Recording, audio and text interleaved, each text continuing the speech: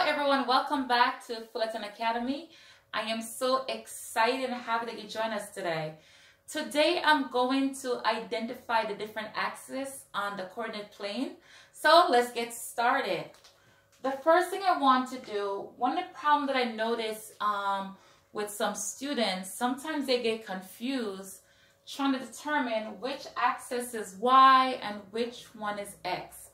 If you watch my previous lesson, I share with you a way for students to remember that y is always up.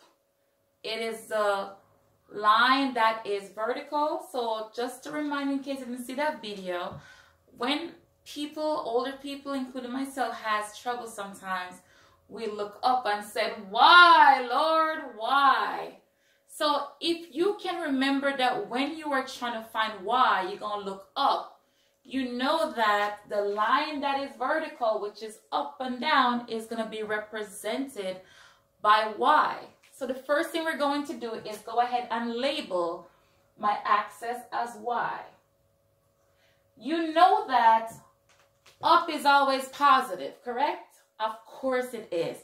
Up is always positive, so I'm going to go ahead and place a plus right in front of my y. You know, if y is positive up, it's going to be the opposite. So it's going to be negative y right below. This is the opposite. If we're talking about reflection, guess what? We just reflected. So if y is positive, the x been reflected to a negative y below. Next, we're going to identify our x-axis. You know, if the y is up, guess what? The x has to be on the horizontal line. So we're going to put x. We know that the right of any number line is going to represent positive.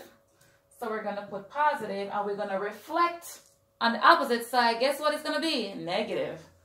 So it's going to be negative x.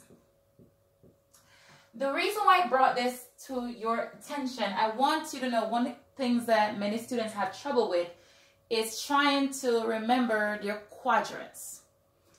Where is quadrant 1? Where is quadrant 2? What type of coordinates are located in those quadrants? Before we start talking about quadrant, I want you to understand this is a real life example. I know in social studies, I'm not sure if you see the relationship or see how it relates, but you know in social studies, when we're talking about location, we have our north, our south, our west, and our east, right? Of course you do. So we know the top is always going to represent by north, right? So what I'm going to do is I want you to see the correlations and to understand the concept is the same. It's just that with math, we have to use different letters to represent what we're talking about. So you know that north is going to be represented by N, which is going to be north, right?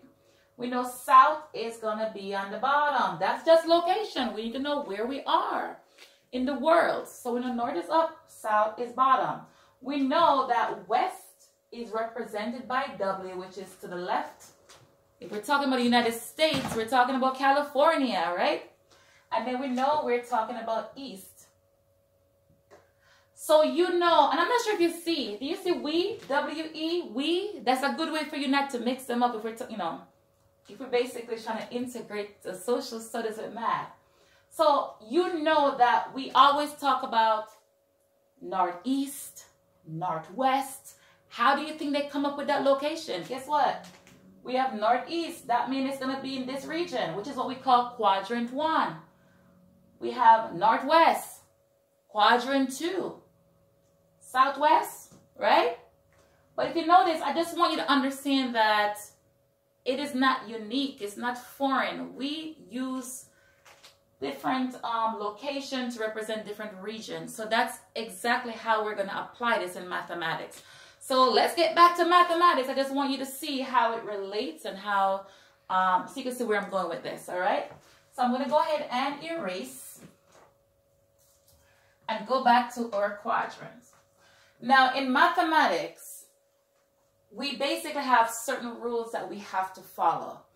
one of the rules that we follow is that when we are naming our coordinates, X comes before Y. And a good way for you to remember, if you think about the alphabet, X do come before Y, right? Of course it does. So that's a good way for you to remember. So X always comes before Y in our coordinates.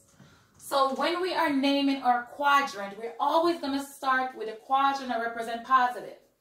This quadrant right here is what we call quadrant 1. So I'm going to just call it Q. No, let's just spell it out. It's good for us to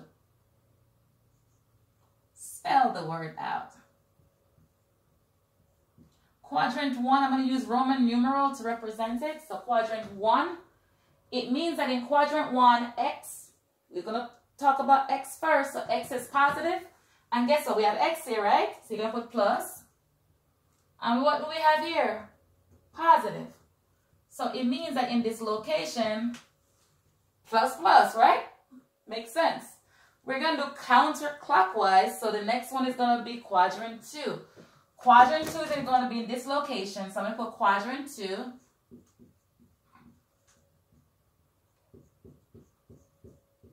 And in quadrant 2, guess what? Let's take a look. X comes before Y. So if you notice, X is negative, right? So I'm going to put negative X right here, and I'm going to put positive Y. What I'm going to do, I'm going to change this and just represent it by the variable. I'm just going to put X here and Y, which means they're both positive. So now you see the reason why. So even if you did not memorize this, you don't have to memorize this. Draw your coordinates, identify it, and then once all you got to do is just look. You see X here, right? Negative X, you have positive Y. Guess what? It works. Same thing over here in this region. This region is going to be identified as quadrant 3. Yes, quadrant 3.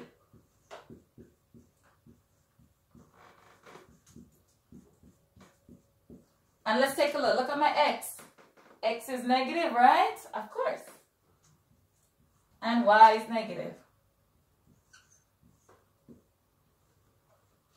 Last one. We're going to look at quadrant 4.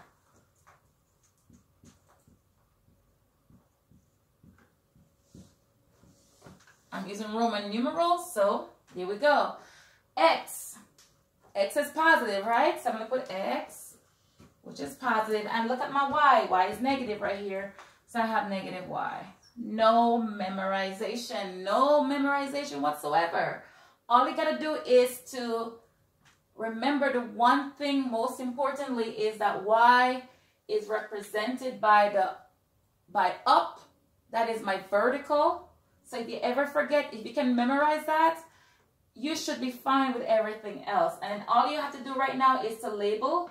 If positive is up, the opposite has to be negative. Please remember to just label, make it negative. Don't just put Y, Y. I want it to make sense to you, okay?